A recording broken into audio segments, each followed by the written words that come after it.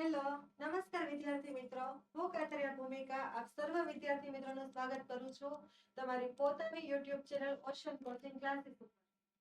તો વિદ્યાર્થી મિત્રો, ગયા લેક્ચરની અંદર પાર્ટ 1 ની અંદર આપણે જે આપણો પાઠ 14 છે બાબુ વીજળી, એની સરસ મજાની સમજૂતી આપણે આખા જ પાઠની મેળવી લીધી છે. અને હવે આજે આ સેકન્ડ લેક્ચરમાં પાર્ટ 2 ની અંદર આપણે આ પાઠના સંપૂર્ણ સ્વાધ્યાયનું સોલ્યુશન કરવાના છીએ. તો આપણો જે સરસ મજાનો પાઠ છે, પાઠ 14 બાબુ વીજળી, આ પાઠની આપણે આજે સ્વાધ્યાયની સમજૂતી મેળવવાના છીએ. તો શરૂ કરીએ આપણો સ્વાધ્યાય. અને એનો આપણો સૌથી પહેલો પ્રશ્ન જે છે એ છે વાતચીતનો. અને એમાં પણ આપણો સૌથી પહેલો સવાલ છે કે બાબુ વીજળીનું પાત્ર તમને ગમ્યું, અને ગમ્યું તો શું કામ ગમ્યું, એનું કારણ પણ તમારે કહેવાનું છે. હવે આમાં આખા પાઠની અંદર આ જે બાબુ છે એનું જ પાત્ર મહત્વનું છે. તમને બધાને ખબર છે કે આપણે આખા પાઠની અંદર ખાલી એના જ સ્વભાવની અને એની જ બધી વાતો કરેલી છે. તો જોઈએ તો મને બાબુ વીજળીનું પાત્ર ખૂબ જ ગમ્યું. શું કામ ગમ્યું? તો બાબુનો સ્વભાવ એકદમ સરળ અને સેવાભાવી છે, કે બધી જ વાતોમાં લોકોની સેવા જ કરતો હોય. અને તેને કૂતરાઓ પ્રત્યે પણ ખૂબ જ પ્રેમ છે. તો એની કૂતરાને લગતી બધી વાતો સાંભળીને પણ આપણને આ પાઠની અંદર મજા આવે એવું હતું. જોઈએ બીજો આપણો સવાલ. તો બાબુ વીજળીને લગતો કયો પ્રસંગ તમને ગમ્યો એ તમારે કહેવાનું છે. કેમ કે આપણે આખા પાઠની અંદર ઘણા બધા પ્રસંગો જોયા. તો એ બધા જ પ્રસંગોમાંથી તમને આ પાઠમાંથી કયો પ્રસંગ વધારે ગમ્યો છે, તો એ તમારે લખવાનો છે. તો જોઈએ કે બાબુ વીજળીને જો કોઈ છોકરાઓ આવી અને ચાડી ખાય કે ફલાણું કૂતરું ખિસકોલી પકડીને ખાતું હતું, તો તે કૂતરાનું આવી બન્યું સમજવું.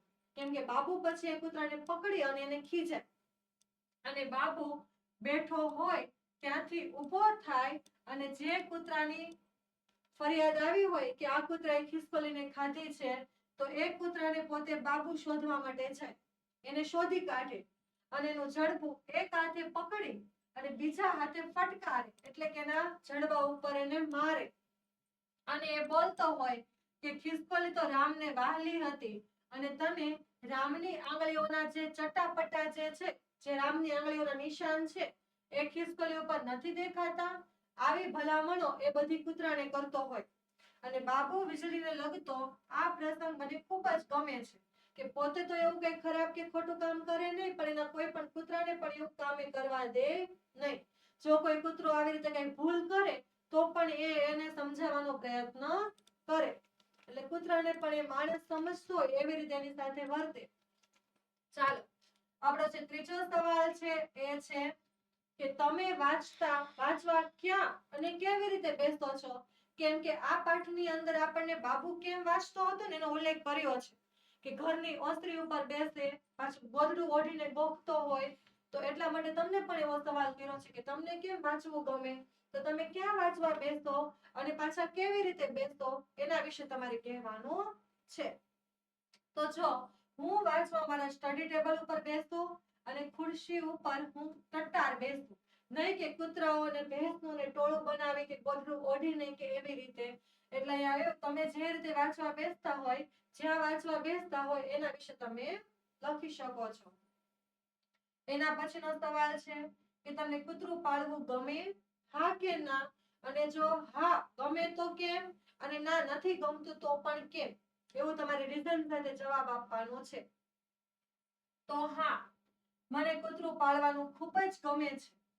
મને કૂતરા એટલા માટે ગમે છે કેમ કે તેઓ ખૂબ જ વફાદાર અને સ્નેહાળ હોય છે.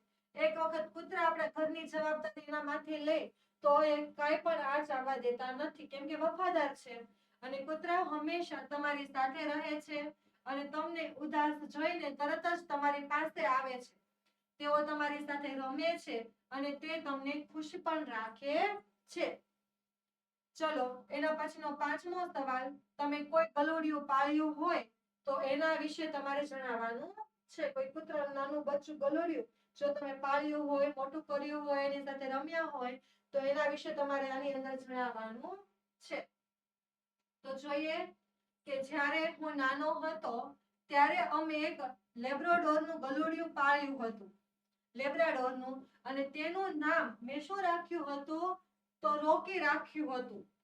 એનું નામ શું પાડ્યું હતું? એણે રોકી પાડ્યું હતું. રોકી કેવું હતું? તો ખૂબ જ તોફાની હતું, પણ એની સાથે તે કેવું હતું? તો બુદ્ધિશાળી પણ હતું. તે દરરોજ સવારે મારી સાથે બાગમાં આવતું અને અમે સાથે બંને દોડતા. મને યાદ છે કે જ્યારે હું શાળામાંથી આવતો ત્યારે તે ખૂબ જ ખુશ થઈ મને આવકારતું. રોકી મારો સૌથી વફાદાર મિત્ર. તેને બિસ્કિટ ખાવા બહુ જ પસંદ હતા અને દર રવિવારે અમે તેને નદી કિનારે ફરવા લઈ જતા હતા. એટલે આ એમણે પાળેલું રોકીની વાત કરી. તમે જો કોઈ કૂતરાને પાળેલું હોય, એને મોટું કરેલું હોય, તો તમે એના વિશે લખી શકો છો. એના પછી 6થા નંબરનો સવાલ કે તમે કોઈ નાટક કે એકપાત્રીય અભિનયમાં ભાગ લીધો હોય કે લીધો છે તો તેના વિશે તમારે કહેવાનું છે. કે અત્યારે ભવાઈ જેવા ખેલમાં તો આપણે બધા ઇન્વોલ્વ ન હોય, એનું તો બહુ ઓછું થઈ ગયું છે. પણ તમે કોઈ બીજા નાટકની અંદર પાત્ર ભજવેલું હોય અથવા તો શાળામાં કે એકપાત્રીય અભિનય કર્યો હોય તો તમે એના વિશે લખી શકો છો. કેમ કે બાબુને તો ભવાઈ રમવાનો બહુ શોખ હતો, એટલે એના આધારે આપણને આવો સવાલ પૂછવામાં આવેલો છે. જો તો આમાં જવાબ છે કે હા, મેં એકવાર શાળાના વાર્ષિક ઉત્સવમાં એકપાત્ર અભિનયમાં ભાગ લીધો હતો. સ્કૂલનો જે વાર્ષિક ઉત્સવ હતો એની અંદર મેં એકપાત્રીય અભિનય કર્યું હતું. અને મેં સ્વતંત્રતા સેનાની જે ભગતસિંહ છે એનું પાત્ર ભજવ્યું હતું. એટલે કે મેં ભગતસિંહનો રોલ કર્યો હતો. મારે આ પાત્ર માટે ખૂબ મહેનત કરવી પડી હતી, કેમ કે મેં ભગતસિંહના જીવન વિશે ઘણું બધું એના માટે થઈ અને વાંચ્યું હતું. અને તેમના જેવી શૈલીમાં બોલવાની પ્રેક્ટિસ પણ મેં બહુ બધી વખત કરી હતી. અભિનય કરતી વખતે મને થોડી ગભરામણ થતી હતી, પણ જ્યારે દર્શકોએ તાળીઓ પાડી ત્યારે મને ખૂબ જ ગર્વ થયો હતો. એટલે કે ખુદ ઉપર પ્રાઉડ ફીલ થયો હતો. દર્શકો એટલે કે જે એકપાત્રીય અભિનય જોવા બેસેલા હોય, તે આવેલા હોય તે લોકો. મારા શિક્ષકોએ પણ મારી પ્રશંસા કરી અને મારા માતા પિતા પણ ખૂબ જ ખુશ થયા હતા. એટલે શિક્ષકોએ પણ મારું એકપાત્રીય અભિનય વખાણ્યું હતું અને મમ્મી પપ્પા પણ મને એ કરતા જોઈ અને ખૂબ જ ખુશ થઈ ગયા હતા. અને આમાં એને કયું એકપાત્રીય અભિનય ભજવ્યું છે? તો ભગતસિંહજીનું એકપાત્રીય અભિનય ભજવ્યું હતું. હવે એના પછીનો સવાલ છે કે તમને કયા વાહનમાં બેસવું ગમે છે અને કેમ? તો મને સાયકલ પર બેસવું સૌથી વધારે ગમે છે, કેમ કે સાયકલ ચલાવવાથી મને ખૂબ જ આનંદ થાય છે. કારણ કે તે પર્યાવરણને નુકસાન પણ પહોંચાડતી નથી, કેમ કે એમાં કોઈ પણ પ્રકારનું કઈ પ્રદૂષણ થતું નથી. અને સાથે જ વ્યાયામ પણ થાય છે. તમે જેમ જેમ સાયકલ ચલાવો એમ તમારા શરીરની કસરત પણ થાય છે. સાયકલ ચલાવતી વખતે ઠંડા પવનનો અનુભવ ખૂબ મજાનો હોય છે. એટલે કે ઠંડો પવન અનુભવવાની પણ મજા આવે. અને અમારા ઘરની નજીક એક નાનકડો બાગ છે, જ્યાં હું મારા મિત્રો સાથે સાયકલ ચલાવવા જાઉં છું. અમે ક્યારેક નાની નાની સ્પર્ધાઓ પણ કરીએ છીએ અને કોણ સૌથી વધુ ઝડપી સાયકલ ચલાવી શકે તે પણ અમે જોતા હોઈએ છીએ. એટલે મારું પ્રિય વાહન સાયકલ છે અને એ મને ચલાવવી ગમે છે. હવે તમને તમારું કોઈ અલગ પ્રિય વાહન હોય, ચલાવતા ભલે ન પણ આવડતું હોય, પણ બેસવું ગમતું હોય તો પણ તમે એના વિશે લખી શકો છો. 8મો સવાલ કે તમને કયું વાજિંત્ર વગાડવું ગમે? એ વાજિંત્ર વગાડતા તમે કેવી રીતે શીખ્યા હતા, કોની પાસે શીખ્યા હતા, એ પણ તમારે લખવાનું છે. તો જો મને વાંસળી વગાડવાનું ખૂબ જ ગમે છે. મારા દાદાજી વાંસળી ખૂબ સરસ વગાડતા હતા અને તેમણે જ મને વાંસળી વગાડતા શીખવ્યું હતું. શરૂઆતમાં તો મને સાદા સૂર કાઢવાનું શીખવ્યું, પછી ધીરે ધીરે મને જુદા જુદા રાગ શીખવ્યા. પ્રથમ 2 મહિના તો ફક્ત સૂર સાધવામાં જ ગયા, પરંતુ હવે હું ઘણા બધા ગીતોને વગાડી શકું છું. અને દરરોજ સાંજે હું 1 કલાક વાંસળી વગાડવાની પ્રેક્ટિસ કરું છું, જેથી મારી કળા સુધરતી રહે છે અને હું એમાં ઇમ્પ્રુવમેન્ટ લાવી શકું છું. તો મને વાંસળી વગાડવાનો શોખ છે, કેમ કે દાદાજીને વાંસળી વગાડતા આવડે છે અને એમણે જ મને શીખવેલી છે. એના પછીનો 9મો સવાલ, તમને કયું ગીત ગાવું ગમે? અને એ તમારે ગાઈ જોવાનું, ગાઈને બતાવવાનું છે, પણ અહીંયા લખવાનું છે કે તમને કયું ગીત ગાવું ગમે છે. તો મને વૈષ્ણવજન તો તેને કહીએ જે પીડ પરાઈ જાણે રે, એ ભજન મને ખૂબ જ ગમે છે અને ગાવાનું પણ ગમે છે. આ ભજન એટલા માટે ગમે છે કેમ કે તેમાં સારા માણસના ગુણો વિશે વાત કરવામાં આવેલી છે. કોઈની પીડાને પોતાની માનવી અને બીજાને મદદ કરવી, આ સંદેશ એમાંથી ખૂબ જ પ્રેરણાદાયી લેવા જેવો છે. એટલા માટે ભજન ગાવું પણ ગમે છે, એ ભજનના બોલ પણ સારા છે અને એની અંદર વર્ણવેલા સારા માણસના જે ગુણો એ પણ બહુ જ વિશેષ છે. એટલા માટે મને આ વૈષ્ણવજન વાળું ભજન ગમે છે. ચાલો એના પછી આપણે જોઈએ તો પ્રશ્ન 2 કે રેખાંકિત શબ્દો માટે કૌંસમાં આપેલા શબ્દો પૈકી સાચો શબ્દ નીચે લીટી દોરવાની છે અને લીટી દોરેલા શબ્દનો ઉપયોગ કરી અને ફરી પાછું તમારે એનું વાક્ય બનાવવાનું છે. જો રેખાંકિત શબ્દ માટે એટલે કે તમને સવાલમાં જે આ શબ્દ નીચે લીટી દોરીને આપેલી હોય એ શબ્દ માટે તમારે કૌંસમાંથી સાચો શબ્દ પસંદ કરવાનો અને એ સાચા શબ્દ નીચે લીટી દોરવાની અને પાછો એ સાચો શબ્દ હોય એના ઉપરથી તમારે નવું વાક્ય બનાવવાનું. બરાબર? તો જોઈએ આપણે પહેલું છે ચલમન દેવતા તગે તગ તગે. તો આ તગ તગે શબ્દ છે એની નીચે લીટી દોરેલી છે. તો તગ તગેનો અર્થ શું થાય છે? તો તગ તગે એટલે કે ગરમ થવું. એટલે એના ઉપર એના નીચે આપણે અંડરલાઈન કરી નાખી એટલે એના ઉપર તમારે લીટી દોરવાની અને આવા ગરમ થવું શબ્દનો ઉપયોગ થાય એવું તમારે વાક્ય ફરીથી પાછું બનાવવાનું છે. તો ચૂલામાં લાલ ચોળ કોલસા તગ તગતા હતા. એટલે કે આ સવાલનો જે શબ્દ હતો એના ઉપરથી તમારે વાક્ય બનાવવાનું. તો હવે આવો બીજું જોઈએ કે બાવાજીએ મોટેથી એક ચોપાઈ લલકારી. તો લલકારી એનો અર્થ શું થાય? તો લાંબા અવાજે ગાવું. હવે આપણે એના ઉપરથી વાક્ય બનાવવાનું કે ભજનીક મંડળના સંતે મંદિરમાં રામ ભક્તિના પદો લલકાર્યા અને સૌ ભક્તો મંત્રમુગ્ધ થઈ ગયા. જો વાક્ય આપણે જે સવાલનો શબ્દ છે એના ઉપરથી જ બનાવીએ છીએ, છતાં પણ આપણે એનો અર્થ દર્શાવતો શબ્દ શોધી દેવાનો છે. પછી ત્રીજો આપણો સવાલ કે પગે ઘૂઘરા બાંધ્યા હોય અને તાલબદ્ધ પગ પછાડતો ઠેકડા મારતો એ ગાતો હોય. તો અહીંયા આપણે તાલબદ્ધ શબ્દ નીચે લીટી દોરવામાં આવેલી છે. તો તાલબદ્ધનો અર્થ એવો થાય છે કે પદ્ધતિસર. એટલે આપણે એના નીચે અંડરલાઈન કરી અને હવે આપણે તાલબદ્ધ ઉપરથી વાક્ય બનાવવાનું છે. તો એનું વાક્ય એવું બનશે કે ગરબા રમતી વખતે દરેક ખેલૈયાના તાલબદ્ધ પગલાઓ અને હાથની મુદ્રાઓ જોવાનો એક અનોખો આનંદ છે.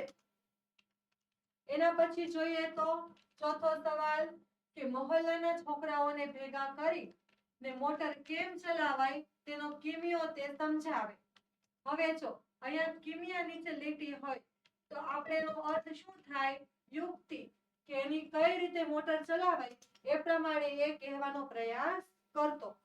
તો એના ઉપરથી વાક્ય કેવો બને કે દાદીમાની રસોઈનો કિમિયો, જે આ શબ્દ આવ્યો એટલો અનોખો હતો કે તેમનું એક સાદું શાક પણ એકદમ સ્વાદિષ્ટ લાગતું. ત્યારબાદ લગભગ સોપો પડી ગયા જેવું વાતાવરણ સિવાય કે થોડાક ઘરોમાંથી વાતચીતના આછા અવાજો સંભળાતા હતા. તો અહીંયા આપણે શેની નીચે અંડરલાઈન છે? તો સોપો પડી ગયા જેવું. તો બધું જ એકદમ શાંત એવો એનો અર્થ થાય છે. હવે આપણે સોપો પડી ગયો એના ઉપરથી વાક્ય બનાવવાનું. તો સાંજે ગામમાં વીજળી જતા સોપો પડી ગયા જેવું અંધારું છવાઈ ગયું અને લોકો દિવાલ મશાલ પ્રગટાવવા લાગ્યા. ચાલો તો વિદ્યાર્થી મિત્રો, આપણે જે નવા જ પાઠ્યપુસ્તકના દરેક પાઠની સમજૂતી મેળવીએ છીએ, એના સ્વાધ્યાયનું સોલ્યુશન કરતા જઈએ છીએ. તો એ પાઠની કે કાવ્ય પંક્તિની સમજૂતી અથવા તેના સ્વાધ્યાયનું સોલ્યુશન એ આખું જ તમને કલરફુલ પીડીએફ ની અંદર મળી જશે. તો કઈ રીતે તમે એને મેળવી શકશો? તો આપણો ઓશન કોચિંગ ક્લાસીસનો જે કોન્ટેક્ટ નંબર છે 7046222254, તેના પરથી અથવા તો તમે પ્લે સ્ટોર ઉપરથી આપણી ઓશન કોચિંગ ક્લાસીસની એપ્લિકેશન પણ ડાઉનલોડ કરી શકો છો અને તેના ઉપરથી પણ તમે એ પીડીએફ ને મેળવી શકો છો. હવે આપણે જોઈએ સ્વાધ્યાયનો પ્રશ્ન નંબર 3. તો આ પ્રશ્નમાં આપણે શું કરવાનું છે, તો ઉદાહરણ મુજબના શબ્દો લખી અને એનો મૂળ શબ્દ તમારે લખવાનો છે. જેમ કે અહીંયા આપણને ઉદાહરણમાં શબ્દ આપ્યો રેતુ, તો આ અધૂરો કે તળપદો એવો શબ્દ છે, તો આપણે એનો મૂળ શબ્દ લખી દેવાનો કે રહેતુ, આવી રીતે. બરાબર. તો હવે આપણને પહેલો શબ્દ આપ્યો છે કે કેતુ, તો આપણે એનો મૂળ શબ્દ કેવો બનશે, તો કહેતુ. એના પછી વહેતુ છે, તો એનો કેવો શબ્દ હશે, વેતુ. એટલે જેમાં આવો સવાલ આપ્યો હોય એનો તમારે મૂળ શબ્દ બનાવવાનો અને જેનો મૂળ શબ્દ આપ્યો હોય એનો તમારે આવો ઉદાહરણ પ્રમાણેનો શબ્દ બનાવી દેવાનો. પછી વ્યવહાર, તો વ્યવહાર એટલે થશે વહેવાર. ત્યારબાદ છે બેન, તો આપણે એનું બનાવી શકીએ બહેન. એના પછી છે રેવર, તો એનું થશે રહેવર. ત્યારબાદનો શબ્દ છે કહેવત. કહેવત ગામડામાં બોલાતો શબ્દ છે, પણ એનો પ્રોપર કહેવત એવી રીતે શબ્દ બોલાય છે. ત્યાર પછી આપણે જોઈએ આપણો સ્વાધ્યાયનો પ્રશ્ન 4. જે વાક્યોમાંથી કહેવત સાચી રીતે વપરાય હોય તે વાક્ય સામે તમારે ખાનાની નિશાની કરવાની અને તમે પણ કહેવતનો અર્થ ધરાવતું એક વાક્ય બનાવી શકો છો. જે વાક્યમાંથી કહેવતનો અર્થ સારી રીતે નીકળતો હોય તો ત્યાં ખાનાની નિશાની કરી દેવાની અને આ કહેવતને અર્થને લગતું તમારે વાક્ય બનાવી દેવાનું. જેમ કે જો ભાવતું હતું અને વૈદ્ય કહ્યું, તો આ એક કહેવત છે. હવે કહેવતનો અર્થ શું થાય છે કે પોતાને ગમતું હોય અને સ્વજન પણ એ જ સૂચવે એટલે આપણને વધારે મજા આવે. તો આ કહેવતને લગતું આ 3 વાક્યોમાંથી કયું વાક્ય સાચું છે એ તમારે શોધવાનું, એની સામે ખરાની નિશાની કરવાની અને કહેવતને લગતું તમારે અર્થ ધરાવતું એક નવું વાક્ય એ નીચે બનાવી દેવાનું. તો ચલો જોઈએ કે ભાવતું હતું ને વૈદ્ય કહ્યું એને લગતું કયું વાક્ય છે, તો પહેલું વાક્ય માતાજીના ચોકમાં ખેલાતી ભવાઈમાં ખેલ કરવાની છૂટ મળતા બાબુ દોડતો માતાજીના ચોકમાં પહોંચી ગયો. બીજું વાક્ય કે જયદેવને ક્રિકેટ રમવા જવું હતું પણ એના મિત્રએ કલાક પછી જવાનું કહ્યું તો એવું બને નહીં, કેમ કે એને મન છે અને મિત્ર કલાક પછી બોલાવે છે. પછી જયદેવને પ્રવાસમાં જવાની તેના પપ્પાએ હા પાડતા તે ખુશીથી ઝૂમી ઉઠ્યો. ચલો, તો જયદેવને પ્રવાસમાં જવાની હા પાડી અને ઝૂમી ઉઠ્યો એવું વાક્ય બનશે કે માતાજીના ચોકમાં ખેલાતી ભવાઈમાં ખેલ કરવાની છૂટ મળતા બાબુ દોડતો થયો. તો આ જે પહેલું વાક્ય છે એ આપણું સાચું પડશે અને આપણું આ ત્રીજું વાક્ય છે એ પણ સાચું પડશે. શું કામ? કેમ કે એને પ્રવાસમાં જવાની ઈચ્છા હતી અને પપ્પા હા પણ પાડી દે છે. ફક્ત આપણું જે આ બીજા નંબરનું વાક્ય છે એ આપણું સાચું બનશે નહીં. તો હવે આના અર્થ ઉપરથી આપણે વાક્ય બનાવવાનું છે કે નિલેશને આઈસ્ક્રીમ ખાવો હતો અને પપ્પા ઓફિસથી આવતા બધા માટે આઈસ્ક્રીમ લેતા આવ્યા. કેમ કે નિલેશને આઈસ્ક્રીમ ખાવાની ઈચ્છા હતી અને એ જ દિવસે એના પપ્પા પણ આઈસ્ક્રીમ લેતા આવે છે એટલે એની ઈચ્છા હતી અને તરત પૂરી થઈ જાય છે. બરાબર. ચાલો, એના પછી આપણે જોઈએ પ્રશ્ન 5. તો ઉદાહરણ મુજબ આપેલા સ્થાનિક ભાષાના જે વાક્યો છે એને તમારે માન્ય ભાષાની અંદર લખવાના છે. જેમ કે પાઠની અંદર આપણે ઉત્તર ગુજરાતી બોલીના ઘણા બધા વાક્યો જોયા, તો એ ત્યાંની સ્થાનિક ભાષા તમે કહી શકો.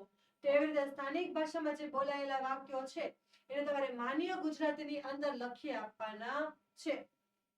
જેમ કે જો સૌથી પહેલું તમને એક્ઝામ્પલ આપ્યું છે કે ચોરનો ભોખું છું પણ દિયોરનું યાદ જ નથી રહેતું. આ ઉત્તર ગુજરાતીનું જે આપણે પુસ્તકનું વાક્ય છે તે છે. એવી રીતે બીજું વાક્ય છે સાપાનું ભૂલી જ્યાં હસી. આવી રીતે બધા વાક્યો જે છે એનું આપણે માન્ય ગુજરાતીની અંદર લખવાનું છે. તો સાપાનું ભૂલી ગયા હશી એનું વાક્ય એવું બને છે કે છાપવાનું ભૂલી ગયા હશે. પછી બીજું વાક્ય આપણે એવું બનશે કે આવી ભૂલ ભૂલામણી કેમ છાપતા હશે. આ જે બધા આપણા વાક્યો છે એ બધા જ આપણા પુસ્તકની અંદર આવી ગયેલા, આપણે પાઠમાં ભણી ગયેલા ઉત્તર ગુજરાતીના જે બાબુ બોલે છે એ જ વાક્યો છે. ઓઢ્યા વિના કઈ યાદ જ ના રહે. પછી ચોથું વાક્ય, આ ભલે આવે ભગત છે પેલા ઘરની ખબર રાખશે. પછી પાંચમું વાક્ય કે ભેંસને પાણી પીવડાવવા ગયો છે, બેસો ભાઈ હમણાં એ આવશે. અને છઠ્ઠું વાક્ય કે ચાલો કુવે આવવું છે, જે બાબુ પેલા લેખકને સવાલ પૂછે છે તે. એના પછી જોઈએ તો આપણો પ્રશ્ન 6 કે તમારા વિસ્તારમાં બોલાતા આવા પાંચેક સ્થાનિક ભાષાના તમારે વાક્યો લખવાના છે. કે તમે કયા વિસ્તારમાં રહો છો, તેના લોકો કેવી બોલી બોલે છે, તો એ બોલીમાં તમારે આવી રીતે 5 વાક્યો બનાવીને લખવાના છે. તો જો અમારા સૌરાષ્ટ્રના વિસ્તારમાં બોલાતા સ્થાનિક ભાષાના આ વાક્યો. સૌરાષ્ટ્રી બોલી. આજ તો ભાદરવાની ભકુડી તેજમાં ધખારો થાય છે. પછી ઓલ્યો પાડો બુક્કો મારી અને ચોકમાં ઘૂસી ગયો. પછી હેન્ડભાઈ અટાણે મુવાર ઉતારીને કોઠીનું અનાજ ઓળવી નાખીએ અને ત્યારબાદ અચાનક હાકલા પડી અને આખો નેસડો ઉઠી ગયો. અને પાંચમું વાક્ય, ઓય બાઈ ઝાપડું વાસી દે નહીં તો બોકડા ઘૂસી જાશે. તો આ જે છે આ સ્થાનિક ભાષા એટલે કે સૌરાષ્ટ્રની ભાષા જે છે એ ભાષા તો નહીં પણ એ બોલી, એમાં લખાયેલા 5 વાક્યો છે. તમે તમારી બાજુની બોલી પણ લખી શકો છો. ચાલો એના પછી જોઈએ આપણો 7મો પ્રશ્ન કે બાબુ વીજળી પાત્રને લાગુ પડતા વાક્યો સામે તમારે ખરાની નિશાની કરવાની. જે બાબુને લાગુ પડતા વાક્યો હોય એની સામે તમારે ખરું પાડવાનું અને બાબુને લગતા વાક્ય ન હોય તો એની સામે તમારે કાંઈ કરવાનું નહીં. ચાલો તો જોઈએ સૌથી પહેલું વાક્ય છે કે વચ્ચે કેટલાક ધોરણોમાં 2 વર્ષ કાઢ્યા હતા. તો આ વાક્ય સાચું છે તો હા, કે બાબુ 7મા ધોરણની અંદર પહોંચ્યો હતો પણ લગભગ મોટા ભાગના ધોરણોમાં એને 2 વર્ષ કરવા પડ્યા હતા. ત્યાર પછી બાબુને બીજા ભાઈ બહેન પણ હતા. આ વાક્ય સાચું છે તો કે નહીં, કેમ કે બાબુ એની માતાને એક જ સંતાન હતો એટલે એ વાક્ય આપણું સાચું નથી. પછી ત્રીજું, બાબુ ખેતીકામ પણ કરી લેતો તો કે હા, ભણવાની સાથે સાથે ખેતીકામ પણ એ જાણતો હતો એટલે ખરાની નિશાની કરવાની.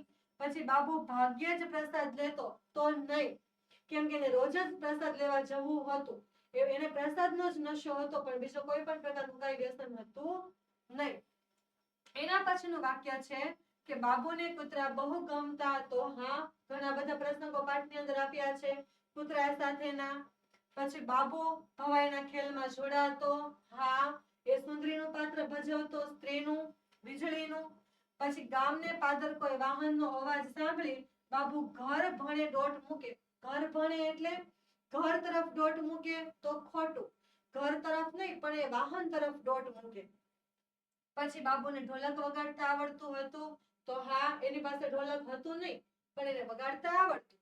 એના પછી બાબુને ભજન ગાવા જરાય ન ગમે તો ખોટું. એને ભજન ગાવાનો તો બહુ જ શોખ હતો. અને આપણું 10મું વાક્ય છે કે બાબુને ગણિત વિષય પ્રત્યે અણગમો હતો તો સાચું. ગણિત શું, એને એકે વિષય ભણવો ગમતો હતો નહીં. એટલે જે વાક્ય તમને પાઠને લઈને સાચા લાગે એની સામે તમારે ખરાની નિશાની કરવાની અને જે વાક્ય પાઠને બંધ બેસતા ન હોય તો એને એમને છોડી દેવાનું. ચાલો હવે પ્રશ્ન 9, તમારે શિક્ષકનું માર્ગદર્શન લઈ અને નીચે આપેલો જે તમારો કોષ્ટક છે એને તમારે પૂર્ણ કરવાનો છે. એમાં સૌથી પહેલા આપણને ઉદાહરણ તરીકે આપ્યું છે કે કઈ રીતે. તો એકનું એક વાક્ય જે છે એ 3 ભાષાની અંદર આ કોષ્ટકમાં લખાયેલું છે. સૌથી પહેલા ગુજરાતી ભાષામાં, ત્યારબાદ હિન્દી અને ત્યારબાદ અંગ્રેજી. જેમ કે પહેલું વાક્ય છે કે આટલો મોડો કેમ આવ્યો, તો એનું હિન્દીમાં ટ્રાન્સલેશન કરવાનું, ઇતના લેટ ક્યો આયા. અને છેલ્લે અંગ્રેજીમાં કે why did you come so late. એટલે આવી રીતે એકનું એક જ વાક્ય તમારે 3 ભાષાની અંદર લખવાનું. જો ગુજરાતીમાં આપ્યું હોય તો એનું હિન્દી અને અંગ્રેજી કરવાનું. જો હિન્દીમાં આપે તેનું ગુજરાતી અને અંગ્રેજી કરવાનું અને જો અંગ્રેજીમાં આપે તો એનું હિન્દી અને ગુજરાતીમાં તમારે ફેરવીને લખી દેવાનું. જો હવે અહીંયા આપણને હિન્દીમાં વાક્ય આપ્યું છે કે ક્યાં પડતા થા, તો આપણે એનું ગુજરાતી અને ઇંગ્લિશ કરવાનું છે. તો ગુજરાતીમાં શું થાય કે તું શું વાંચતો હતો અને એનું ઇંગ્લિશ શું થાય, વોટ વેર યુ રીડિંગ. કે તું શું વાંચતો હતો, ત્રણેયનો અર્થ સેમ જ થાય, ફક્ત તમારે અલગ અલગ ભાષામાં લખવાનું છે. એના પછી બીજો, એક સાંજે હું બાબુને ઘેર ગયો, તો એનું હિન્દી, એક શામ મેં બાબુ કે ઘર ગયા, અને એનું ઇંગ્લિશ કે one evening I went to Babu's house. ચાલો એના પછી જોઈએ ત્રીજો સવાલ. તમને ઇંગ્લિશમાં આપ્યું છે I stood up and started walking, તો એનું ગુજરાતી શું થાય કે હું ઊભો થયો અને ચાલવા લાગ્યો. હિન્દી મેં ખડા હુઆ और चलने लगा. એના પછી ચોથું વાક્ય કે બાબુ શરમથી લાલ ઘૂમ થઈ ગયો, તો એને હિન્દી શું થાય કે બાબુ શર્મ સે લાલ હો ગયા, અને English Babu felt shy and turned red. ચાલો એના પછી પાંચમું વાક્ય છે આપણું હિન્દીમાં આપેલું છે કે બાબુ એક સીધા સાધા લડકા થા. બાબુ એક સરળ છોકરો હતો. Babu was a simple boy. એટલે આ રીતે આપણે આખું કોષ્ટક પૂર્ણ કર્યું, જેમાં આપણે ત્રણ ભાષાની અંદર એકનું એક વાક્ય લખવાનું હતું. હવે વિદ્યાર્થી મિત્રો, ધોરણ 3 થી 5 ની નીચેની કોઈ પણ પીડીએફ કે કોઈ પણ પીપીટી તમારા માટે ઉપલબ્ધ થઈ શકે છે. તો આપણે પીપીટી અને પીડીએફ માં શેનો સમાવેશ કર્યો છે? તો સ્વ અધ્યયન પોથી અને સોલ્યુશન, સમજૂતી અને સ્વાધ્યાય પોથીનું સોલ્યુશન, ગાલા સ્વાધ્યાય પોથીનું સોલ્યુશન, પ્રોજેક્ટ પ્રવૃત્તિ બુકનું સોલ્યુશન, પ્રયોગ પોથીનું સોલ્યુશન, ભૂગોળ પોથીનું સોલ્યુશન અને અંગ્રેજી ગ્રામરનું પણ સોલ્યુશન તમને મળી શકે છે. આ માટે તમારે શું કરવાનું, જો મેળવવી હોય તો આપણો ઓશન કોચિંગ ક્લાસીસનો કોન્ટેક્ટ નંબર છે 7046222254. એના ઉપરથી તમે મેળવી શકો છો, અથવા તો આપણી એપ્લિકેશન ઉપર જઈ અને તમે આ પ્લે સ્ટોર ઉપર જઈ અને આપણી ઓશન કોચિંગ ક્લાસીસની એપ્લિકેશન ડાઉનલોડ કરી અને એમાંથી પણ તમે મેળવી શકો છો. તો આ બધી જ પીપીટી કે પીડીએફ તમને મળી જશે.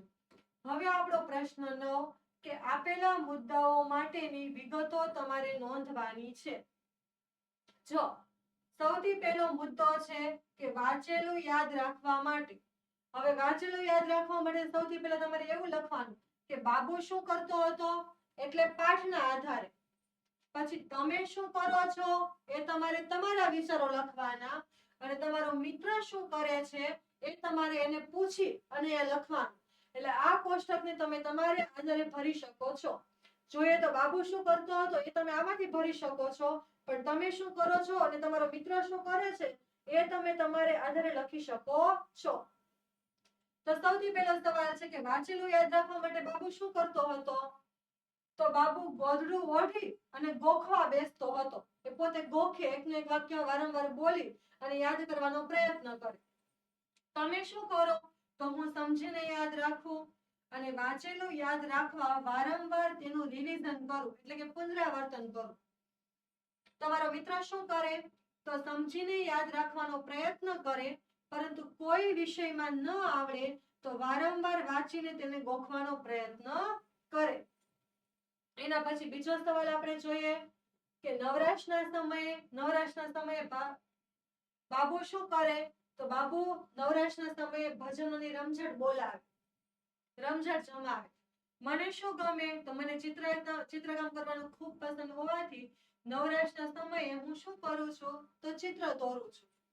પછી મારા મિત્ર શું કરે? તો મિત્રને ડાન્સ કરવાનું પસંદ હોવાથી નવરાશના સમયે એ નવા નવા ડાન્સના સ્ટેપ શીખે. ત્યાર પછીનો સવાલ છે કે નિશાળેથી ઘરે પહોંચ્યા પછી શું થાય? જો તો બાબુ શું કરે? તો કૂતરાને લાઈનમાં બેસાડી અને તેમને કોલ દેતા શીખવે. હું શું કરું? તો હું હાથ પગ ધોઈ નાસ્તો કરી અને મેદાનમાં રમવા માટે જાઉં, અને મારો મિત્ર શું કરે? તે મેદાનમાં મારી સાથે રમવા આવે છે અથવા તેના મમ્મીના મોબાઈલમાં ગેમ રમતો હોય છે. એના પછીનો સવાલ કૂતરા માટે. તો કૂતરા માટે બાબુ શું કરતો? તેમને કોલ દેતા શીખવે, તેમને ખૂબ વહાલ કરે. હું શેરીના કૂતરાને દરરોજ દૂધ રોટલી ખવડાવું અને ઘણીવાર તેને વહાલ પણ કરું. અને મારા મિત્રના ઘરે કૂતરું પાળેલું હોવાથી તે દરરોજ તેની સાથે રમતો હોય છે. એટલે આવી રીતે બધા સવાલના જવાબ આપણે 3 સ્ટેજમાં દેવાના હતા કે બાબુ શું કરે, હું શું કરું અને મારો મિત્ર શું કરે. બરાબર? ચાલો હવે આપણે જોઈએ પ્રશ્ન 10 કે પ્રશ્નના જવાબ આપણે આપવાના છે, પણ આ બધા જ સવાલના જવાબ આપણે પાઠને આધારે આપવાના છે. તો એમાં સૌથી પહેલો આપણે સ્ક્રીન ઉપરનો સવાલ છે કે બાબુ ગોદડું ઓઢીને જ શા માટે વાંચતો હતો? તો આનું રીઝન પણ બાબુએ આપણને પાઠમાં કહ્યું હતું કે ગોદડું ઓઢીને જ કેમ વાંચતો હતો. તો જો કે બાબુ ગોદડું ઓઢીને વાંચતો કારણ કે બાબુ ગોદડું ન ઓઢે તો તેને કાંઈ યાદ રહેતું હતું નહીં. જો એ ગોદડું ઓઢીને વાંચવા બેસે તો જ એને યાદ રહે. ગોદડું ન ઓઢે તો એને કાંઈ પણ યાદ રહે નહીં. એટલા માટે ગોદડું ઓઢીને વાંચતો. બાબુના ગામમાં શિક્ષણની શી પરિસ્થિતિ હતી? તો જોઈએ બાબુના ગામમાં શિક્ષણની શું પરિસ્થિતિ હતી. તો બાબુના ગામમાં ફાઇનલથી આગળ ભણેલું ભાગ્યે જ કોઈ મળે. ફાઇનલ એટલે કે 7મા ધોરણથી વધુ ભણેલું તો કોઈ ભાગ્યે જ જોવા મળે. અને ગામ નાનું એટલે હાઈસ્કૂલ હતી જ નહીં. એટલે મોટા ધોરણની સ્કૂલ તો ગામડામાં હતી જ નહીં. પછી ગામના છોકરા જો ફાઇનલ સુધી ભણી અને કાં તો પ્રાથમિક શાળાના શિક્ષક બની જાય અને કાં તો એને તલાટીની સારી એવી સરકારી અધિકારીની પોસ્ટ મળે અને જો ફાઇનલ સુધી ન ભણી શકે તો ખેતી કરે અથવા તો કોઈ દુકાન કરી અને તેને ચલાવતા હોય. ત્યારબાદનો ત્રીજો સવાલ કે બાબુનો કૂતરા પ્રત્યેનો પ્રેમ વર્ણવો. જે બહુ હતો. કૂતરા માટે તેના કેટલા બધા પ્રસંગો આપણને પાઠની અંદર આપવામાં આવેલા છે.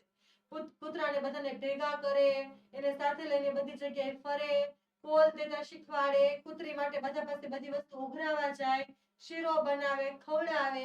તો આ બધું શું છે? તો આ બધું જ એ કૂતરા માટે બાબુનો વહાલ છે, જે આપણને પાઠમાં બહુ મસ્ત રીતે આપ્યો છે. તો એ આખો સંપૂર્ણ વ્યવસ્થિત જવાબ તમારે આની અંદર લખવાનો રહે. તો જોઈએ કે બાબુને કૂતરા બહુ જ વહાલા હતા અને એની સાથે એક કૂતરું નહીં પણ કૂતરાનું આખું સૈન્ય જ સાથે ફરતું હોય. બાબુ મંદિરે જાય ત્યારે એક કૂતરાને સાથે લઈ જતો, જેને તે ભગત કહેતો. અને બાબુ એ કૂતરાને ભગત માનતો હતો અને તેને ફરી કૂતરાનો જન્મ ન લેવો પડે એટલા માટે એને ભગવાનનો પ્રસાદ પણ ખવડાવતો હતો કે આને પણ હું ભગવાનનો પ્રસાદ ખવડાવું અને એનું પણ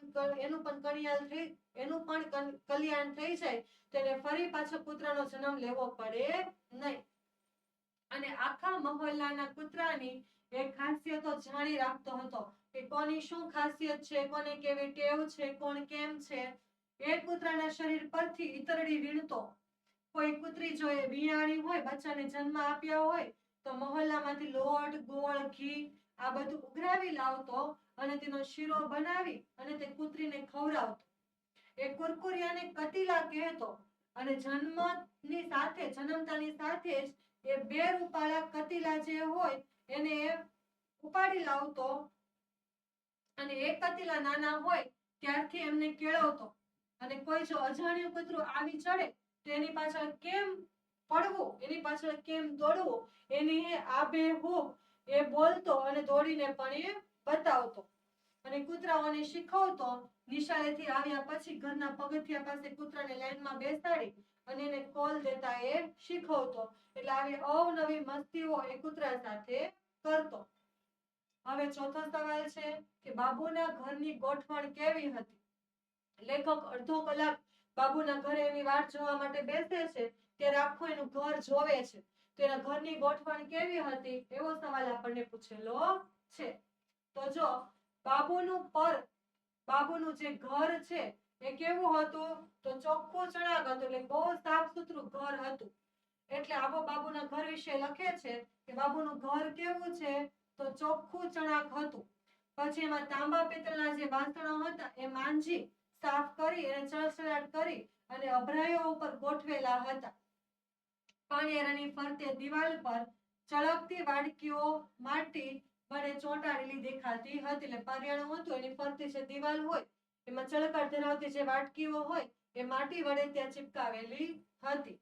પછી બાજુમાં નવા વર્ષે આવેલા ભગવાનની છબીવાળા જે કાર્ડ હોય એને હારબંધ ગોઠવ્યા હતા.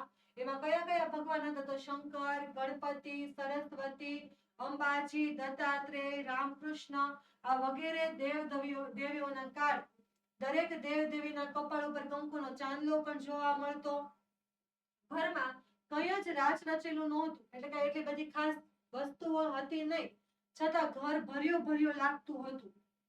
અને શેતરંજીનો એક ટુકડો સામે ભીત પાસે પાથરેલો હતો. એની બાજુમાં ડામચિયો હતો અને ખૂણામાં ખેતીના થોડા ઓજારો પણ પડ્યા હતા. આમ બાબુના ઘરમાં સાદગી હોવા છતાં ગોઠવણી ખૂબ સુંદર રીતે જોવા મળતી હતી. તો આવું બાબુનું ઘર હતું. પછી બાબુને શેનું ભારે આકર્ષણ હતું? શા માટે? તો એના જવાબમાં શું આવશે કે બાબુને મોટરનું ભારે આકર્ષણ હતું. એ એના ગામને પાદરે સુધી કે જ્યાં પણ ક્યાંયનું એડ્રેસ પૂછે ત્યાં સુધી સાથે મૂકવા પણ જતો હતો. એટલે બાબુના ગામના પાદરે થઈ અને જતા આવતા ખટારા કે કોઈ જીપ કે ગાડીનો અવાજ સાંભળે કે હમકારો થયો કરતો બાબુ દોટ મૂકેલા દોડી અને ત્યાં એ પાછળ પહોંચી જાય. કોઈ રસ્તો પૂછે તો એ તરત બારણું પકડી અને પગથિયા ઉપર ઊભો થઈ જઈને કહે કે હેંડો, ચાલો હું જ તમને એ બતાવી દઉં. ત્યાં સુધી સાથે ટીંગાઈ લટકાઈને જાય અને પૂરેપૂરું એડ્રેસ બતાવી ત્યાં પહોંચાડી અને પાછો આવે. ખાડા ટેકરા વાળા ધૂળિયા રસ્તે એ આમ લટકતો ગાંવ બે ગાંવ સુધી જાય અને રસ્તો બનાવીને અન્નકૂટનો પ્રસાદ ખાવા મળ્યો હોય, અન્નકૂટનો પોતે પ્રસાદ મળી ગયો હોય એવી ખુશી બતાવતો બતાવતો આનંદ સાથે એ રાત્રે અંધારામાં પાછો ઘરે વળે. અને મોટરના પૈડાની ધૂળમાં પડેલી છાપને એ આંગળીઓ વડે પંપાળી જુએ ત્યારે એને ચેન પડે. અને રાત્રે પાછો આવી અને મહોલ્લાના બધા જ છોકરાઓને ભેગા કરી અને મોટર કેમ ચલાવાય એના બધા કેમિયા પ્રયોગો પણ તે સમજાવે. આ પરથી સમજી શકાય છે કે બાબુને ભારે આકર્ષણ શેનું હતું? તો મોટરનું ભારે આકર્ષણ હતું. એના પછીનો સવાલ આપણે જોઈએ કે બાબુ ખરેખર ક્યારે ખીલી ઉઠતો હતો? તો જો બાવાજીનું ઉમંગભેર કામ કરતા અને એમની વાતો સાંભળતા બાબુ ખરેખર ખીલી ઉઠતો હતો. એના પછી સાતમો સવાલ કે બાબુ ઢોલક વગાડતા શી રીતે શીખ્યો હતો? શી રીતે એટલે કઈ રીતે એને ઢોલક વગાડતા આવડ્યું હતું? તો જો કે ગામમાં રામલીલા આવી હોય, તુરીની ટોળકી રમવા માટે આવી હોય અથવા નટવાનો ખેલ હોય તો રમનારાઓ સાથે દોસ્તી બાંધતો. જો ગામની અંદર કોઈ રામલીલા આવતી હોય કે કોઈ ટોળકી આવી હોય તો એની સાથે કે નટનો કોઈ ખેલ બતાવવા માટે આવ્યા હોય તો એની સાથે તે જોડાઈ જાય, એની સાથે મિત્રતા કરી નાખે અને એને જોયા કરે અને જરૂર પડે તો એને કામમાં મદદ પણ કરે. આવી દોસ્તીમાં બાબુને ઢોલક વગાડતા પણ આવડી ગયું હતું. પછી આઠમો સવાલ કે બાબુ ક્યારે નવરો ધૂપ હોય છે? સાવ નવરો ક્યારે હોય અને શા કારણે? તો બાબુ વેકેશનમાં નવરો ધૂપ હોય, કારણ કે તે સમયે તે ખેતીનું કામ હોય નહીં અને ભણવામાં પણ એને વેકેશન હોય, કેમ કે બે જ કામ કરતો, એક ભણવાનું અને વેકેશનનું. બરાબર? તો એ વેકેશન સમયમાં સાવ નવરો હોય કેમ કે ત્યારે કઈ ખેતીનું કામ હોય નહીં અને ભણવામાં પણ એને વેકેશન હોય છે. ચાલો એના પછી જોઈએ તો બાબુ નવરો ધૂપ હોય ત્યારે તે કરતો હતો શું?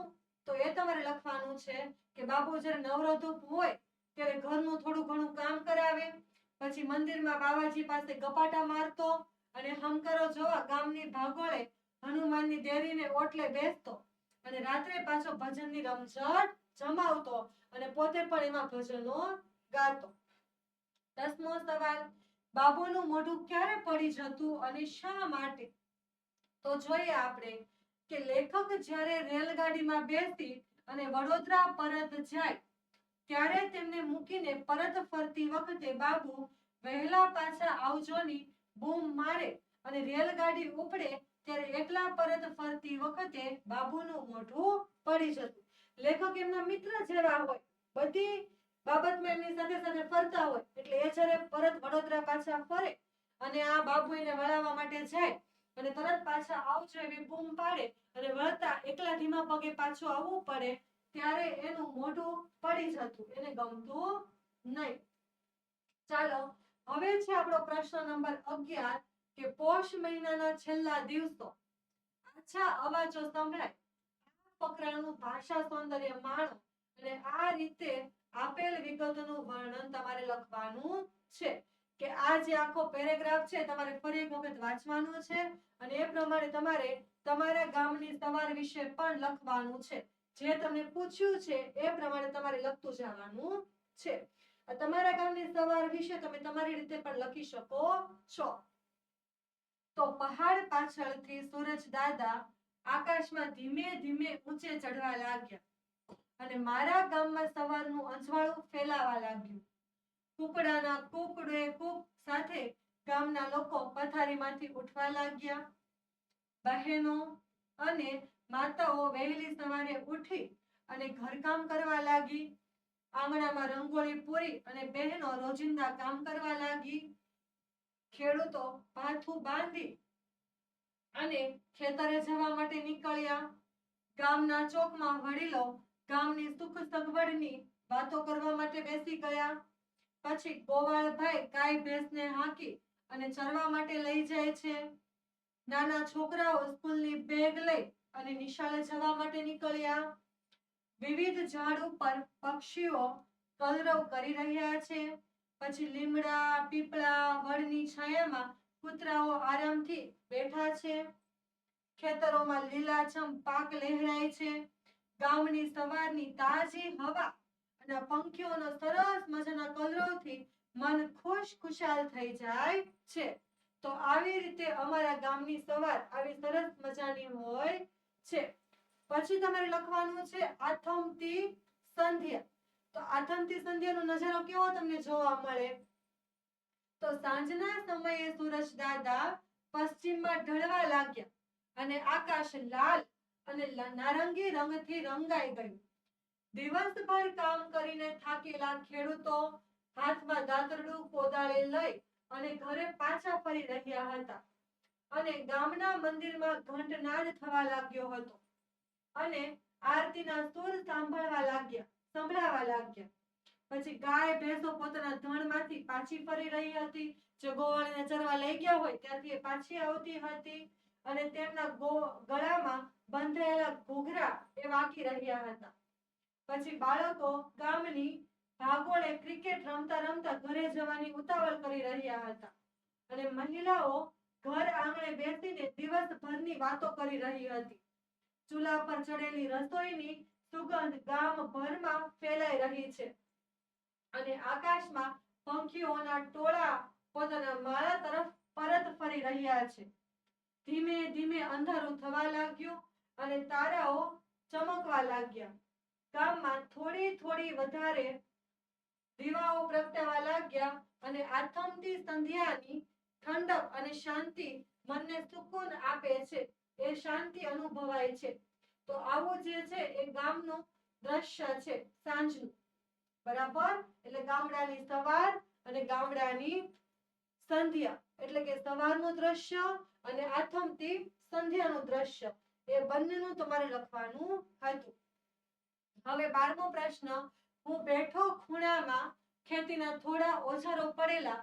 આ ફકરો વાંચવાનો અને એમાં આપેલા વર્ણનના આધારે તમારે સરસ મજાનું એક ચિત્ર તૈયાર કરવાનું કે જે ઘરની પરિસ્થિતિ બતાવેલી રીતે અમે ખૂણામાં બધા ઓજાર પડેલા હોય, વાસણો મૂકેલા હોય, તો એ પ્રમાણે તમે આવું કંઈક ચિત્ર તમે સરસ મજાનું દોરી અને તૈયાર કરી શકો છો.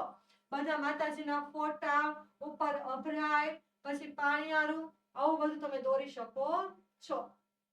તો વિદ્યાર્થી મિત્રો, આ સાથે આપણો જે આ સરસ મજાનો પાઠ 14 હતો એનો આપણે પાર્ટ 1 ની અંદર આખા જ પાઠનું સોલ્યુશન સમજૂતી મેળવી લીધી હતી અને પાર્ટ 2 ની અંદર આપણે આખા જ સ્વાધ્યાયની સરસ મજાની સમજૂતી સાથે સોલ્યુશન કરી અને આખું જ સ્વાધ્યાય જોઈ ગયા છીએ. હવે જ્યારે નેક્સ્ટ લેક્ચરની અંદર મળશું ત્યારે આપણે પાઠ 15 ની સમજૂતી મેળવીશું. તો ત્યાં સુધી જો તમે 11, 12 કે 13મા પાઠના પાર્ટ 1, 2 ન જોયા હોય તો જોઈ લેજો. Thank you so much.